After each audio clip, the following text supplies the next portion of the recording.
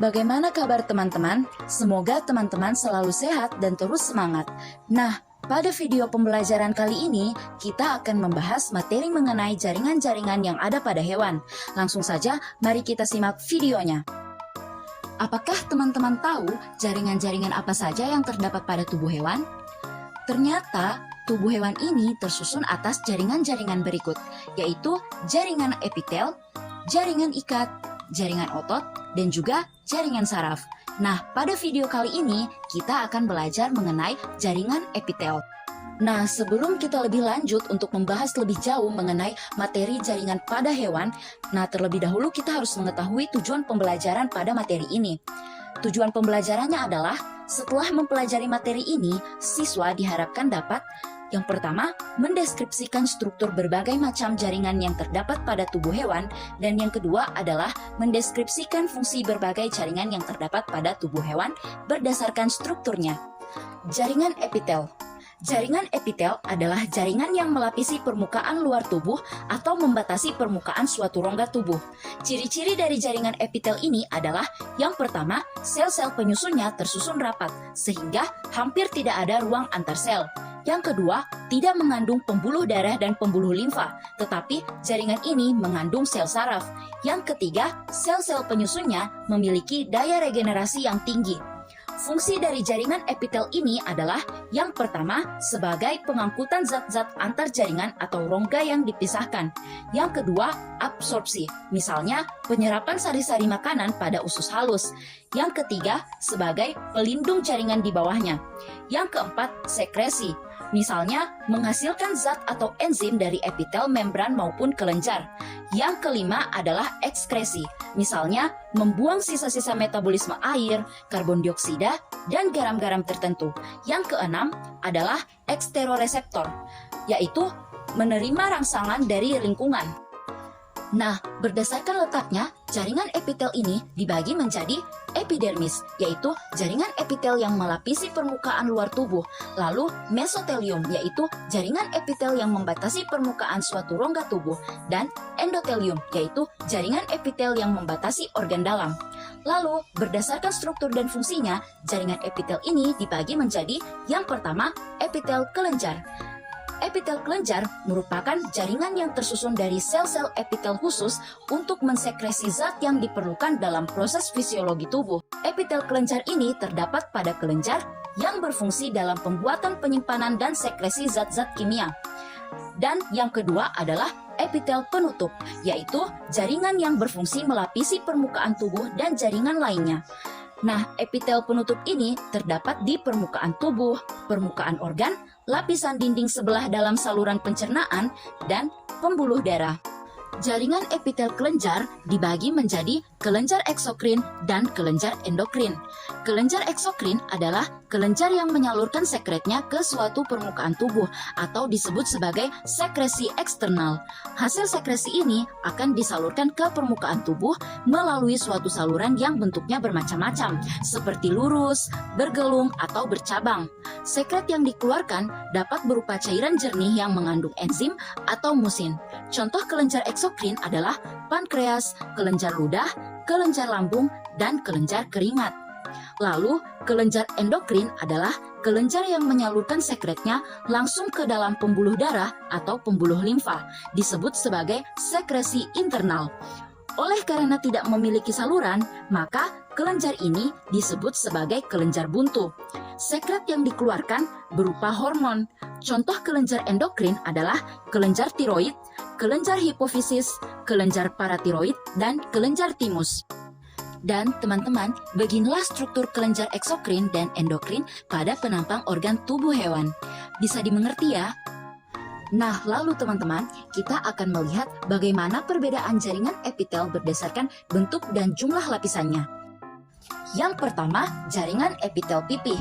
Jaringan epitel pipih adalah jaringan yang tersusun dari sel-sel yang berbentuk pipih seperti lembaran dengan inti sel tampak seperti cakram. Epitel pipih ini dibedakan menjadi dua macam, yaitu jaringan epitel pipih selapis dan jaringan epitel pipih berlapis banyak. Jaringan epitel pipih selapis atau disebut sebagai epitel squamosa simplex merupakan jaringan epitel yang tersusun dari selapis sel yang berbentuk pipih. Seluruh sel pada jaringan ini terletak di atas membran basal.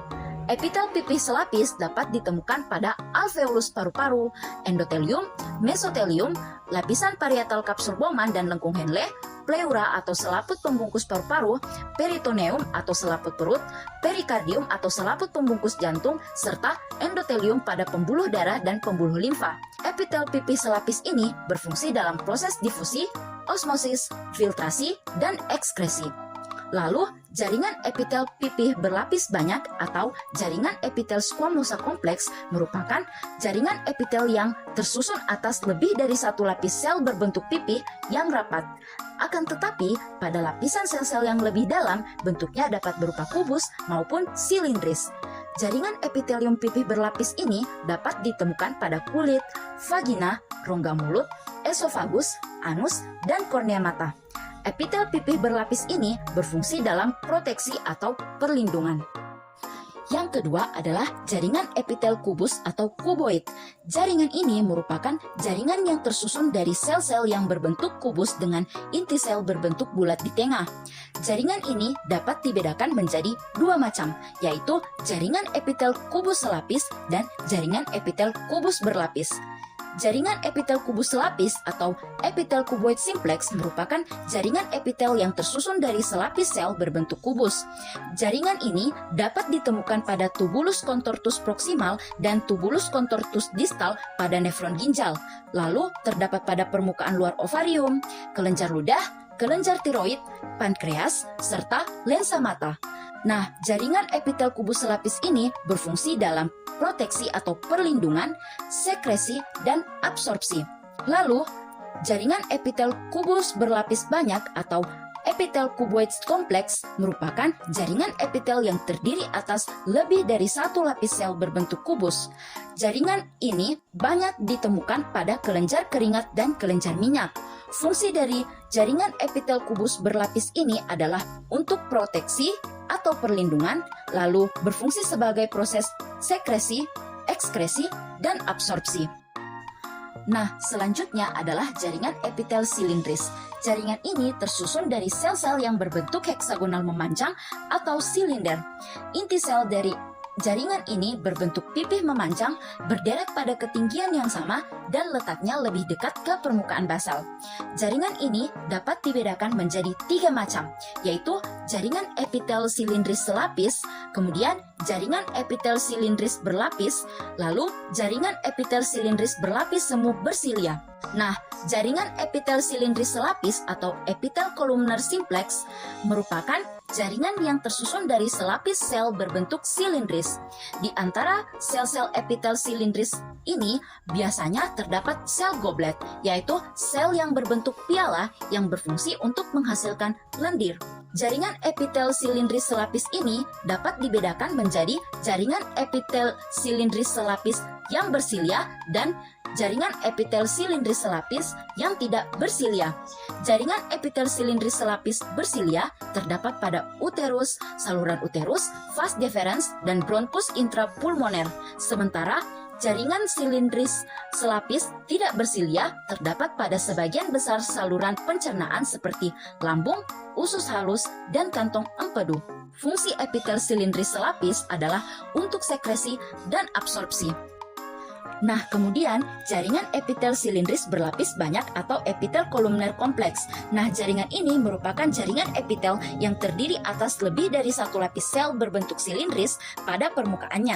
Akan tetapi, sel-sel pada lapisan-lapisan basal relatif lebih pendek dan berbentuk polihedral tidak teratur. Jaringan ini banyak ditemukan pada uretra, laring, faring, serta kelenjar ludah. Fungsi dari jaringan ini adalah untuk proteksi atau perlindungan dan sekresi.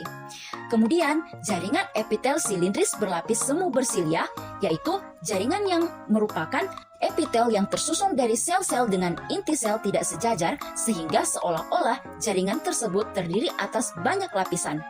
Pada jaringan ini terdapat silia yang berfungsi menggerakkan partikel yang berada di atasnya. Lalu, fungsi dari jaringan ini adalah sebagai proteksi atau perlindungan.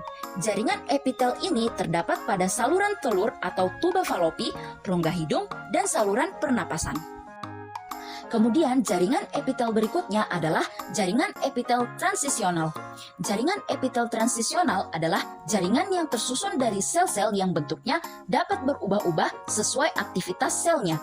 Bagian basal terdiri atas sel-sel kubus hingga silindris, lalu bagian tengah terdiri atas sel-sel kubus, polihedral, dan bagian permukaan dalam atau supersial terdiri atas sel-sel berbentuk kubus hingga pipi.